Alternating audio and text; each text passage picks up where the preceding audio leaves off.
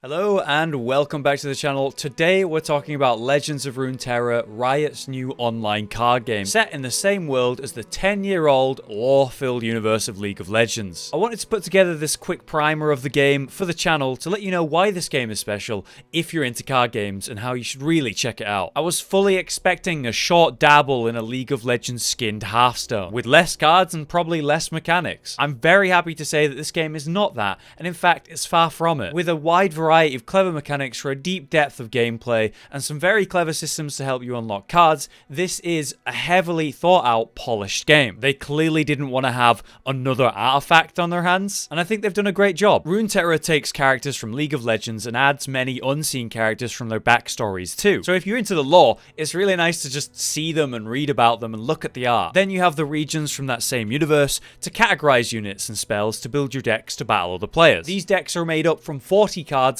limited to 2 regions in each deck. Each and every unit has its respective mana cost, its own attack and defense numbers, passives or effects, and even some level up bonuses on the champion characters. And then you've got spells that also cost mana, but also affect the game in different ways, with their slow or fast or even burst speeds associated with their effects. So from here, we've got a lot of options in how we want to play the game and the mechanics inside of it. But rather than have this be like a full-on tutorial that's a good hour long, I thought the basic concepts would do, and now we can appreciate the special features of the game that set it apart. Let's talk about the special units of the game, the champions from League of Legends. And let's just look at a basic one. The most basic of builds, Garen. A 6/6 unit, for you guessed it, 6 mana. God, Garen, you're so basic. And then you check out his little level up quest. Strike just twice on any target to level him up. And if you manage that, boom, you're treated to an amazing animation to go along with his new card status. I really appreciate some flashy animations,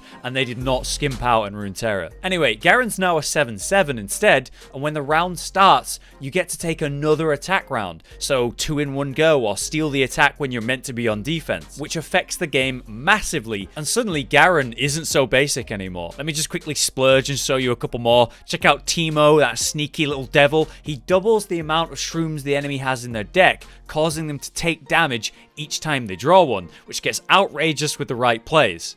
Main Bay, Yasuo, gets to do 5 damage to every card you stun or recall, effectively assassinating cards with his wind slashes with a phenomenal animation to go alongside it. D-Dog, Darius, doubles up his damage, okay, basically doubles, to 10 damage on one card with an overwhelm passive on top, meaning if you defend against this card with, let's say, a 1 health unit, his remaining 9 damage left over will go straight to your life points, the Nexus. That's really scary. These are just some of the best animations I've seen in any card game I've ever played, and I'm already looking forward to seeing more when they add new cards. Naturally, just like in any card game, you're going to build your decks around a win condition, usually a couple different ones, so when you draw one of these win conditions, you can play around that to try use it. It's super easy to build a deck with that in mind in Runeterra, when these champions are such obvious win conditions. Usually I'll build the deck around the 2 champions that I've got free copies of in each deck. Since you're limited to only 6 champions maximum in each deck, and you can only have free copies at max of each card. As I said, these are limited by factions, so you can see a general idea for decks here. The Shadow Isles are based around self-sacrifice, revival units, while the Demacian cards are often buff or ally based. In this first playtest,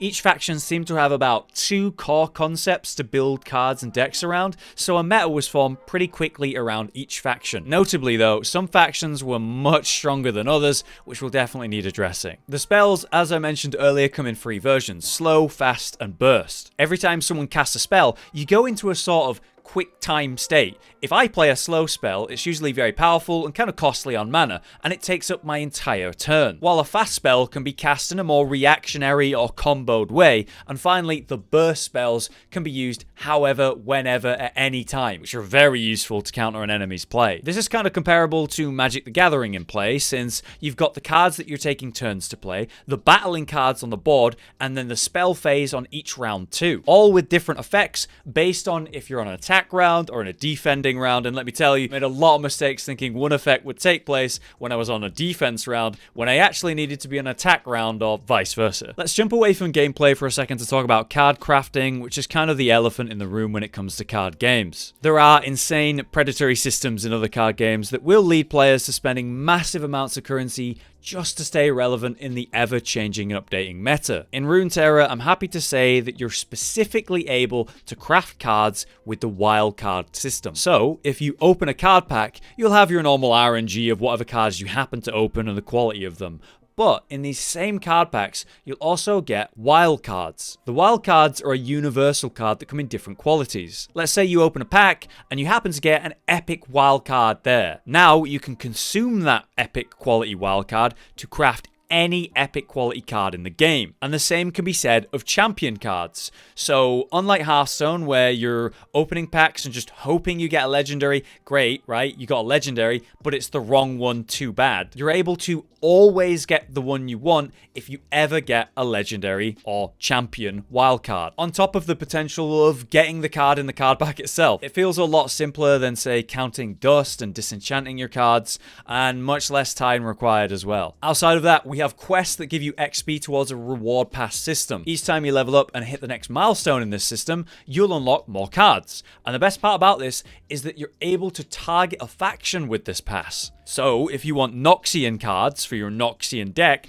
just target that specific faction and play the game. And as you complete quests and just beat other players, you'll be working towards the next pile of card rewards that are guaranteed to be of the faction you chose. So it's got a few systems in place already to help you get what you want without spending money, so I appreciate that a lot. It was my first question about the game when it was originally announced. How are they going to monetize it? It's a card game. But I suppose the follow-up question is, how will these systems play out in the live game? In this test run, we were given tons of wildcards to craft whatever we like, and that same reward pass gave insane, ludicrous rewards that will never make it to the live game, because obviously they want us to test the cards. On top of that, on the final day, we were just given every card as well to play however we wanted. So who knows how these systems are going to be tuned down in the live version. Legends of Runeterra has a lot more depth to its gameplay and core systems than I first expected. Hearthstone with a league skin on it with less cards was, like I say, my expectation.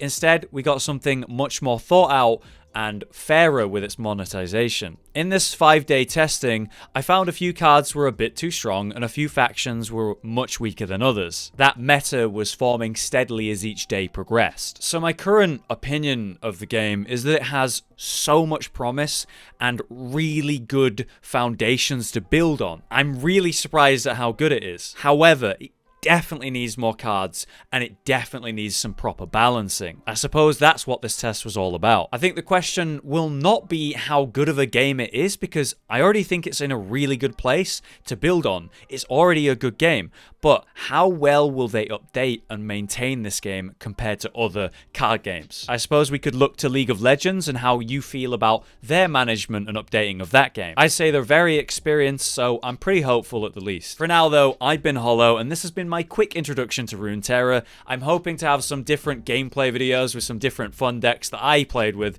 during the playtest out on the channel soon, so keep a lookout for those. In the meantime, thank you very much for watching, and I'll see you next time.